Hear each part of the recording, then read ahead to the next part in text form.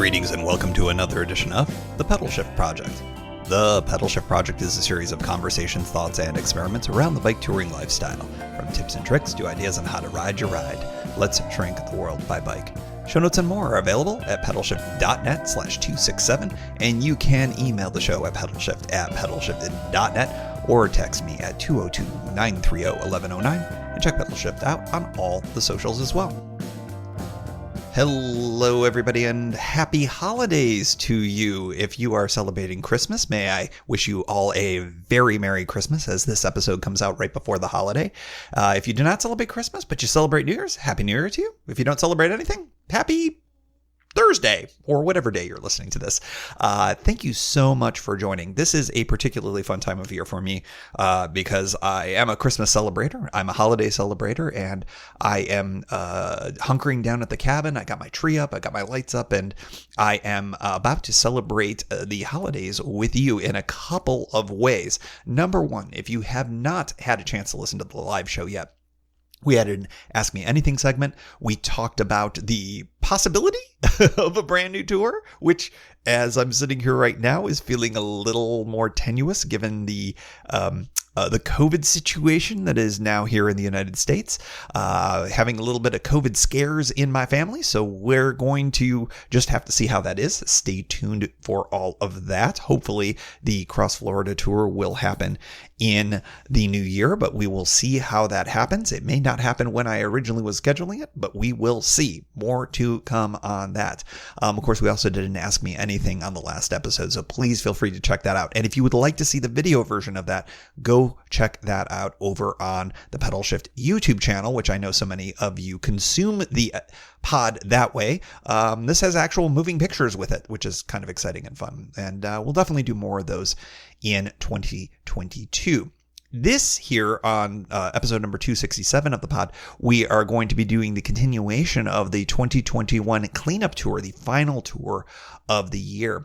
On this particular episode, we do day 2, which it's going to be a surprise. We're just going to let you know that as we get rolling here in a moment here.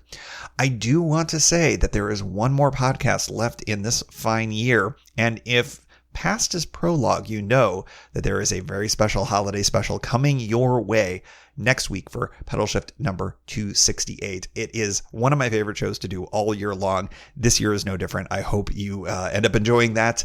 That will be the last one to close out the year, and something I kind of half promise at the end of this episode in a not so direct way. So in any event, look forward to that as part of your New Year celebrations. But without further ado, let's wrap up the last tour of 2021. This is day 2 of the 2021 cleanup tour. Hope you enjoy. Good morning. I am, as you can probably tell by the telltale audio, once again in a vehicle. De la Crosse. I will never get sick of that. I hope you don't either, because I'm going to keep saying it. I have done my errands for the morning, or my chores, for lack of a better way of putting it. And now I get to go out and spend about, the rest of the day, we'll call it. Plenty of time to take care of another missing piece of the missing link. A little more, this is part 2 of the cleanup tour. And as I had mentioned, by the way, you may be able to pick it up in the background, my bike rack, for reasons, I mean, it's aerodynamics, that rattling, I don't know if you can hear that, but if you can, that rattling is from the slipstream of this otherwise very aerodynamic-ish vehicle. It's one of the only things that's any decent about it. However, it ends up being a problem for me in the sense that it creates a rattle all the time. I was able to solve it by putting a camp chair on the 2 straps that go up to the rear of the trunk. I can't figure out any other way to fix it. I've tried tightening it. I've tried loosening it. It's a thing. This rack was definitely not made for a Buick LaCrosse. In any event, with that rattling in the background, you will join me on this And what I am planning on doing is getting to Huckleberry Hill. And I believe that my best way of doing it is going to be by going to Shepherdstown. So this is not a long ride today. But it is allowing me to do something that I wanted to do. And that was to go to at least get to Huckleberry Hill, if not sleep there tonight. I have Mookie with me, and he's I ended up boarding him recently, and man, he came back from it not feeling really good. Like, I could just tell that he wanted to be with me, and so my compromise on this one is I'm not doing any camping, which I would have liked to have done. It's a good place. They treat him really, really well, but I just think COVID, like so many folks with dogs, probably are going through the same thing, that our animal companions are so used to having us around. When they are separated from us, it's a thing. And he's always had separation anxiety. So this is going to be a problem for bike touring. Because, of course, as you may remember, he is not the bike touring dog. That's my long beloved Bell Star, who is no longer with us. But Mookie is a disaster. He's not good. He doesn't want to be in the trailer. He doesn't want to be any place. He just wants to be on the couch or running up mountains and stuff, which is great. But in any event, so he's going to be staying at the cabin for, I figure, a chunk of the day. He's been exercised. He's good. He'll probably freak out when UPS comes, but that is the way. But then I'll be back, and he won't have to spend a night alone, or not alone, but in a boarding situation. So I miss out on camping, which is the bummer, but I do get to ride. I am going to ride again, semi-loaded, just again to kind of feel it a little bit more. I could go completely unloaded if I wanted to, but I just kind of want to go with some panniers, and I've got my stuff to make that cup of coffee like I did up on the Gap, which you heard last week, and that was fun. That was a nice way to kind of do the midway thing. Unlike the last, in part one, with the downhill on the Gap, I don't have a downhill. It is colder today, but because there's not going to be that horrible wind chill, I'm not nearly as concerned about being cold on this one. I think I'm going to be generating plenty of heat. I've got, I didn't wear the extra layer on my legs this time. I just don't think I'm going to need it. You could fast forward and find out if that was a critical mistake or not. But that's the basic idea here. It's just kind of out and back, and we'll pretend that I camped at Huckleberry Hill. I'm bringing almost everything. Wow, that's not completely true. I'm bringing a lot of things that I would bring for a camping trip. So, I mean, I guess from a weight perspective, I'm pretty close. And it's silly that I'm doing this. I'm bringing full tool kits, the big stove. Actually, I realized I have two stoves, but I don't have the fuel source for one of them. It's just because I have the same kit. If you remember back to the Oregon trip this summer, I'm not even sure if I mentioned it. I brought my small stove that uses the butane. It's butane and something else. And I ended up giving that fuel to one of the guys that you heard in the interview in one of either the last part or the second to last part of that trip. Because I can't fly with it, and I was about to get on a plane after getting car stuck on a bus for a while. It's been a year. I read something very funny about 2021. This was from a woman on Twitter, and she said, 2021 is like that boyfriend you think back on fondly, only because he was the one that came after your worst boyfriend ever, and you had nothing really in common, but the stakes were so low, that's why you think of him very fondly. That sounds about right for 2021. But anyways, so I'm excited. I've got a relatively short drive. My reward at the end of this is going to be, I'm going to grab dinner at Maria's Taqueria, which is something I guarantee you will love. I don't think I've ever heard from anybody that I've steered there that has anything but great things to say about Maria's. I'm also on the scope out, because it is that time of year, for the Christmas tree farms in the area to start putting up signs saying whether they're going to have trees this season. Because some of them, I'm passing by one right now, some of them will take years off. And there's one that's very close to me that we got an enormous tree last year at that I would really like to do again, because I'm recording this again in and about the Thanksgiving holiday, right before Thanksgiving here in the States. So looking forward to that. But, as I sit there and look at the calendar, this is probably it for 2021 in terms of, big ticket riding. I'm certainly hoping to do maybe, some smaller round trips or something like that. But this is for getting all my stuff packed up and going out and spending at least a day riding. It's probably my last one of the year. But I do already have a thought in mind for the 2022 first tour. And I will be revealing that on the live show that's coming up on December 10th, except you have already experienced the December 10th live show if you did it live, but it's going to be rebroadcast. In any event, you probably already know by now, but I'm not going to say it here just in case my plans change in terms of the reveal. That's a lot of talking about a tour that I'm kind of excited about. And, winter touring, always a plus. Always a plus to get some riding when even I normally don't get to do it. That's probably a good hint about where I'm going. All right, that is it for the preamble. Next, you're going to be hearing me biking, hopefully, on the C&O.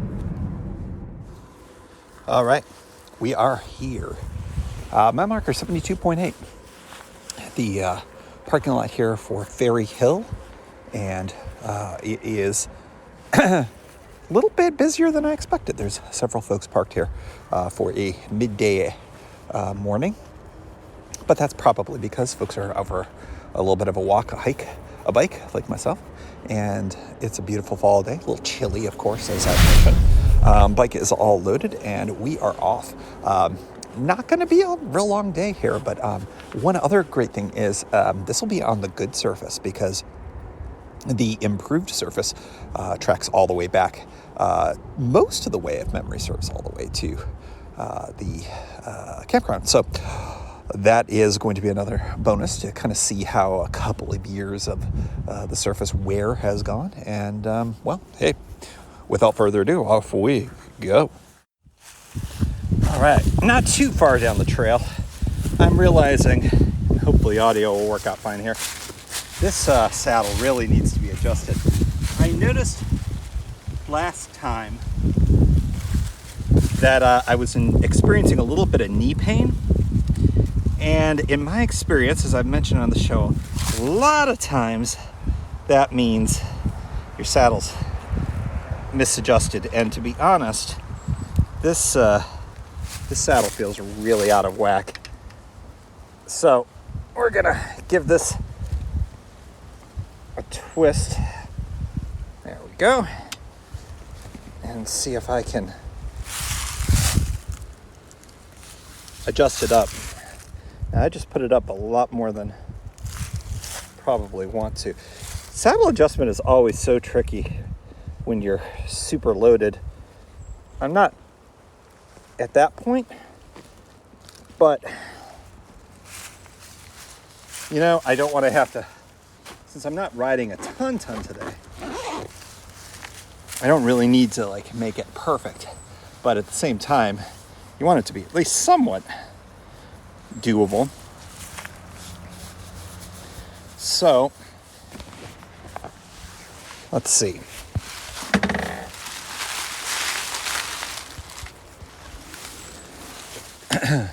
It felt really low, so I put it up probably more than necessary.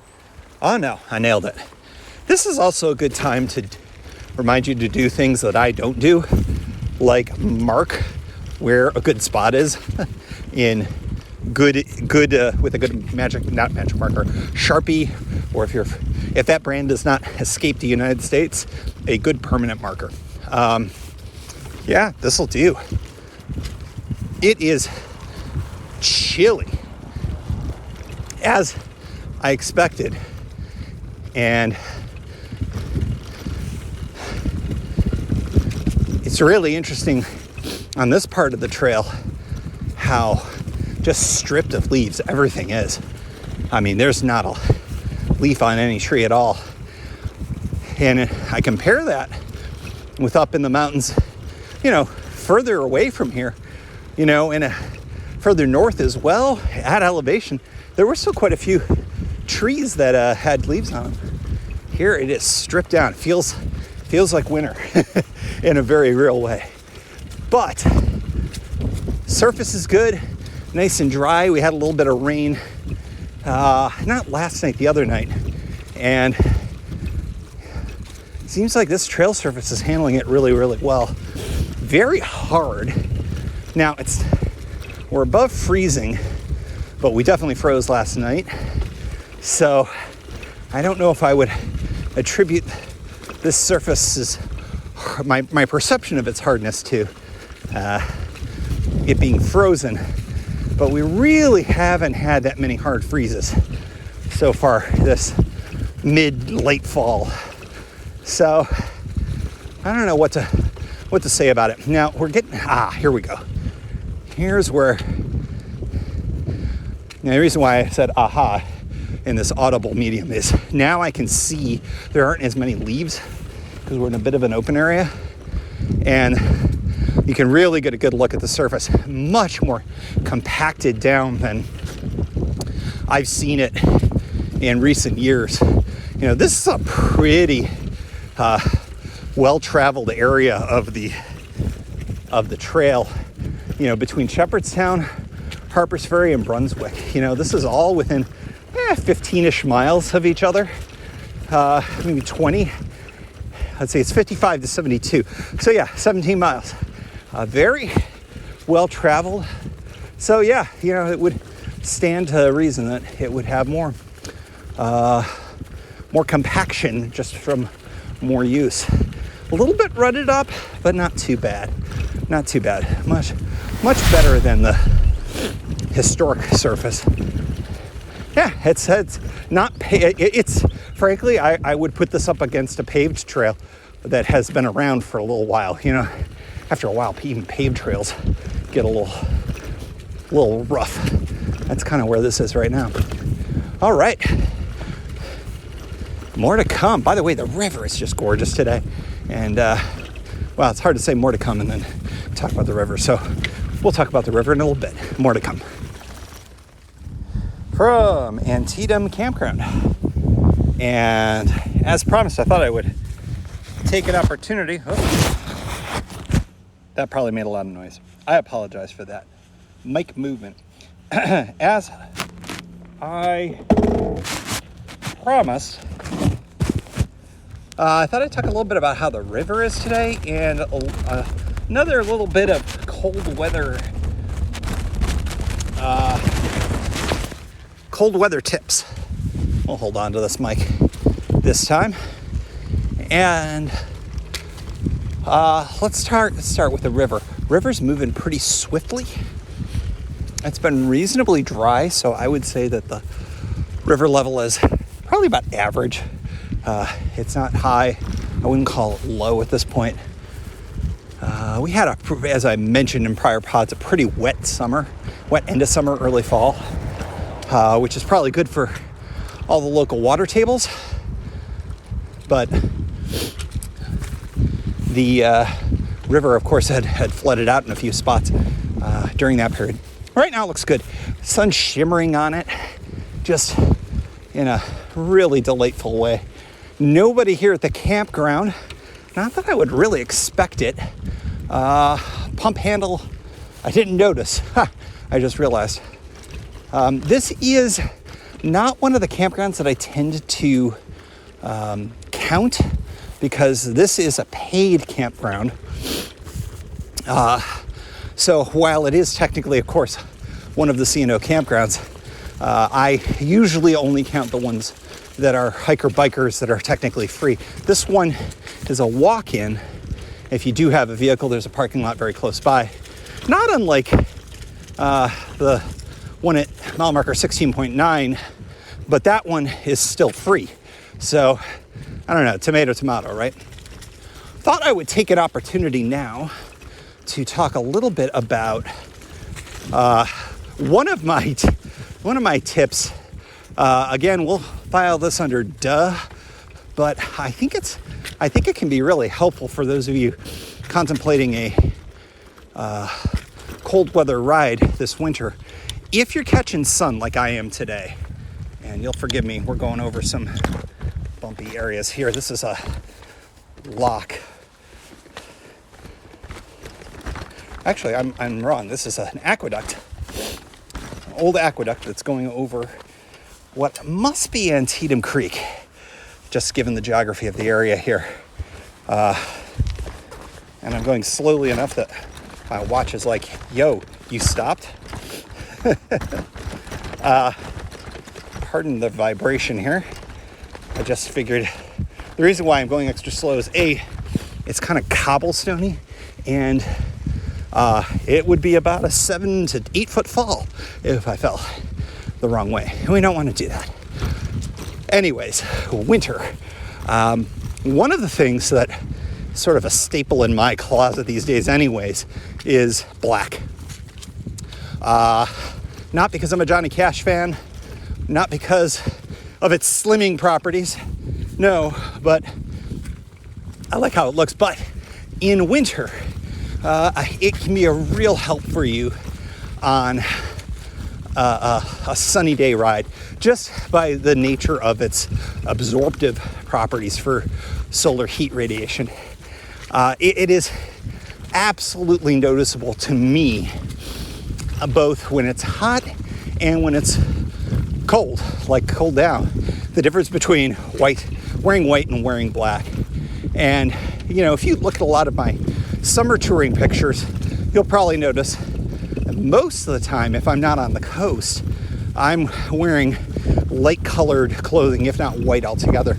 In fact, I have white arm shades just for that purpose, and white wicking tees and all of that kind of stuff, because during the summer, it's nice when your clothing doesn't absorb any additional heat radiation. In fact, reflecting it's kind of good, hence white. Now here in the winter, I am decked out in all black right now. And it's not so much for when you're riding, because to be honest, I, as we talked about on prior episode, I generate plenty of warmth when I am pedaling. However, it's more for when I stop. And what a difference it makes to feel your own clothing instantly kind of feel like there's like a heater inside, just based on the fact that you're standing in the sun. What a big difference in terms of maintaining your warmth as well. Really is quite important, I find, on days like today when, I'm taking some breaks to grab a drink of water, take some pictures, chat with you all. And, despite the wind, which I'm sure you can hear, it does maintain or generate really some additional warmth. So, pro tip, black gear in winter. It really can help. Now, it's not going to help you on an overcast day so much, but on a nice sunny day, what a difference. All right, we just passed mile marker 69. More to come. From mile marker 62.9, Huckleberry Hill Hiker Biker Campsite. I am thrilled to be here.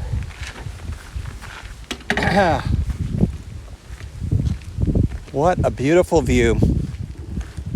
I mean, it really is kind of it is my favorite. I think perhaps more for memories. I remember one time doing a through ride of the C&O, and it was a group of, it must have been 15, kind of 20-somethings doing a little summer adventure and kind of hanging out with them. They bought a pie at Weaver's, because you always buy a pie at Weaver's, remember that. And sitting over by the stump that I'm looking at, just everybody kind of taking a fork at that pie and just enjoying a campfire and late night. Very cool spot. Great river access. I mean, you walk right down. You can cool off in the river in the summer. You can grab drinking water if you need it, although there is a pump here. Pump handles is removed from this one, so I would imagine that the Park Service has removed them from some or all of the campsites here on the trail. That'll probably be until April, give or take. It'll really depend on things for that. You got your classic pit toilet, and because this is a pretty well-traveled one with hikers, there's an additional campfire ring that looks like it was made by folks in the know, folks who know how to make such things. So I'm feeling like this has got hikers written all over it. And my favorite spot to camp is actually back here in the, there's like a wooded area. It's a great place to string up a hammock if you are a hammock camper. But if you want a little bit more privacy, like I do frequently, I'll go back there. Sometimes I'll do that even when I don't have any other campers in sight. Needless to say, there are no campers here right now. I've seen quite a few cyclists and runners today, which is great. I mean, it's such a great place to get in a day ride or get a run in. It's just great. I'm so grateful that I had the opportunity to get back here. It doesn't seem like a proper year if I don't get to Huckleberry Hill. So I'm glad here on probably my last day of real riding in 2021 that I got back here. It just feels a little bit like a home base for me, even though it's nowhere near either of my homes. It's about a day's ride from both of them, though. This is in a lot of real ways, this is kind of the midpoint. If I do a ride to the cab between DC and the cabin, which I've done, I'd say a couple of times. The second day, if you camp here, is a bit long, longer than the first one, but it's more so because of the climb out of the valley, but it's not that bad. If I'm in shape, which I don't feel like I am right now, which is bad to be at this point in the season and feel like I'm out of shape. So, well, maybe I will work on that over the winter and hopefully be back to good fighting form next year, because, man, I have no sense of what next year is going to bring. It feels like this was the year that was supposed to be the year of lots of opportunities and lots of extra touring and taking advantage of that. And that, well, we all know how that happened or how that all went. But next year, hey, man, odds are, I don't even want to jinx it, but like, I do think that it does seem very likely that we could get to a more livable place with the pandemic. Hopefully, there's no other variants that come along that catch us by surprise like this one. I guess you're not caught by surprise by variants because that's what happens when these type of things. But hopefully we can get to a place where we are more able to travel a little bit more freely and not have to worry about things so much. That would be just so great. But I know that whatever 2022 has in store for us, I am certain that I will be back to right where I'm standing here at Huckleberry Hill, because it is, it's too good of a spot to give up. And I'm grateful that I got it here one more time, just like I said at the beginning of this long rambling diatribe here at Huckleberry Hill. All right, I'm going to turn around now. There was a sense that I could go to Brunswick and grab a beer or something, but I think that Mookie's probably barking his head off right now, and maybe it's for the best for me to turn around. I also brought all that stuff to make coffee, but I have to be honest, not feeling like a coffee right now. I know, you're like, Tim, what's wrong with you? I have no idea. It is definitely chillier, but part of that is because of the winding nature of this trail. And, and the trail, because of the river, it's a very windy section of the river, and so the sun is all over the place in the sky. So I've ridden a good chunk of this with no sun on me whatsoever. Complete shade right here. The sun is behind a cloud. Normally I would catch some sun in this spot right now, but just with its position in the sky. So entirely possible that I don't catch a lot of sun on the way back. Depending on if the clouds are starting to roll in this afternoon. So I'm going to turn around, feel good in terms of heat management. Totally different vibe than the other day. It was for that it was trying to not get too hot and not too sweaty, and then bundling up like crazy and still being cold on the way back down. Now I don't think that's going to be a problem. I'm generating just that perfect amount of heat. Unzipped my puffy for a little bit here. I've got my gloves off right now just to record right now, and I'm going to quickly put those back on. Oh, I should mention, I got some bar mitts and was intending to test them out for these 2 rides on this Part 1, Part 2 tour. And as it turns out, they are just not manufactured right for touring / trekking / mustache bars. I thought that maybe I could loop them around the entire thing, and I'm in the process of returning a smaller version for an extra large version. And you know what? The extra large doesn't even really quite work on these, my smaller of the 2 bars. So I think I'm going to have to rethink what I can do for those, and I think it might require me to think about making them potentially rather than buying a commercial one. And, they're $50 to $60 when you buy them commercially, and that's great. They're well made, and you could tell that they would work great. They just don't work with this particular shape. They're not designed for it. And unfortunately, there would be an easy way for it to work for such things, and I could conceivably deconstruct them, one pair of them, to make it work. But in any event, I am going to give that more of a think. And since my hands haven't been too cold for this ride, I guess I don't need to think about it too much more, except for the next time it rains when I'm riding in this kind of cold, and that's a different thing altogether. Okay. Enough yammering, enough cooling down. Time to hop on the bike and head on back to Shepherdstown. Just banged out a few miles on the way back. A couple of things. I'm in the sun now, so I'm just absorbing some of that solar radiation I spoke of. One thing to note, closer to Huckleberry Hill, Harper's Ferry, in the low and mid 60s, there's a couple of small detours. And, they've been there. One of them has been there forever. The other, I think, maybe new since I've been on in this area last, but it's hard to tell. But yeah, nothing, it's basically just a big loop around it. It doesn't really add any time.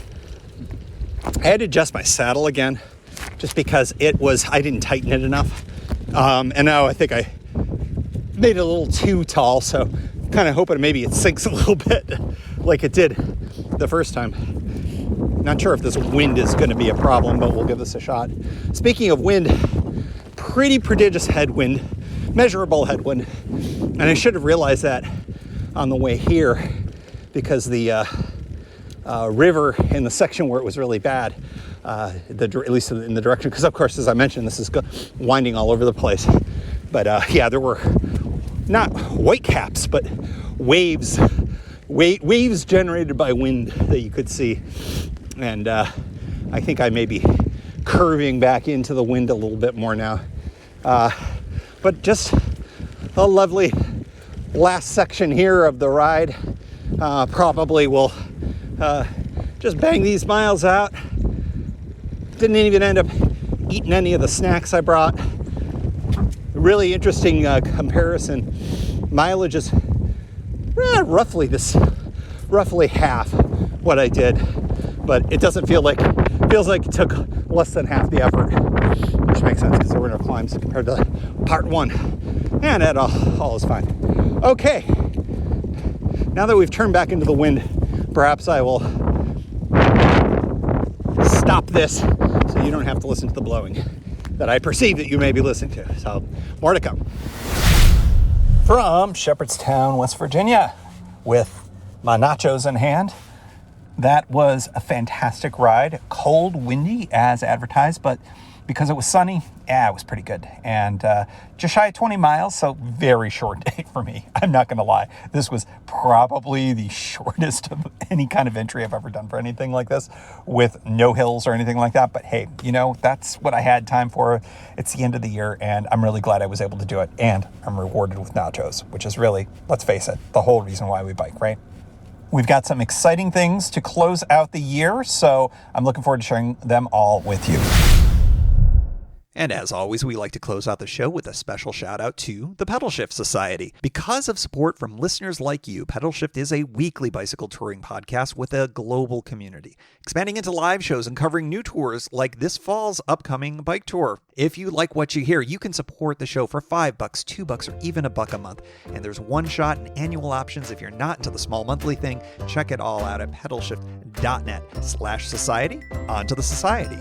Kimberly Wilson, Caleb Jenkinson, Cameron Lean, Andrew McGregor, Michael Hart, Keith Nagel, Brock Dittus, Thomas Skadow, Marco Lowe, Terrence Manson, Harry Telgadis, Chris Barron, Mark Van Ram, Brad Hipwell, Mr. T, Nathan Poulton, Stephen Dickerson, Vince LaGreco, Cody Florchinger, Tom Beninati, Greg Braithwaite, Sandy Pizzio, Jeff Muster, Seth Pollock, Joseph Quinn, Drew Porter, Byron Patterson, Joachim Robber, Ray Jackson, Jeff Fry, Kenny Mikey, Lisa Hart, John Dengler, Steve Hankel, Miguel Quinones, Alejandro Aviles Reyes, Keith Spangler, Greg Towner, Jody Zeranin, Lucas Barwick, Michael Baker, Brian Bechtal, Reinhard Biggle, Greg Middlemiss, Connie Moore, William Gothman, Brian Benton, Joan Churchill, Mike Bender, Rick Weinberg, Billy Crafton, Gary Matushak, Greg Latois Lopez, James Sloan, Jonathan Dillard, John Funk,